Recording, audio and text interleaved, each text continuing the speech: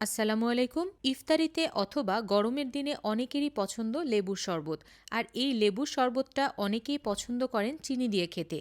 রোজ রোজ চিনি গোলানোর ঝামেলা থেকে সহজেই মুক্তি দিতে আজকে আপনাদের সাথে একটা রেসিপি শেয়ার করতে যাচ্ছি। ২ কাপ চিনির মধ্যে ২.৫ কাপ পানি দিয়ে প্রথমে খুব ভালোভাবে গুলিয়ে তারপর চুলাটা অন করে দিব। এটা যখন ফুটতে শুরু করবে ওই অবস্থায় এসে এর মধ্যে ২টা জিনিস অ্যাড করব, যার একটা হচ্ছে জ্যৈষ্ঠমধু আর অন্যটা হচ্ছে একটা লেবুর রস।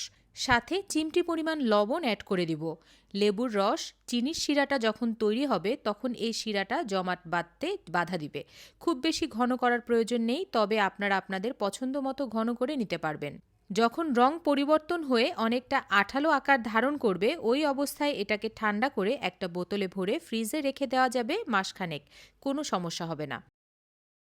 আর যখন শরবত বানিয়ে খেতে ইচ্ছে করবে তখন খুব সহজেই বরফকুচি, পানি, লেবুর রস এবং সামান্য বিট লবণ দিয়ে মিশিয়ে নিলেই আপনাদের পছন্দের শরবত তৈরি।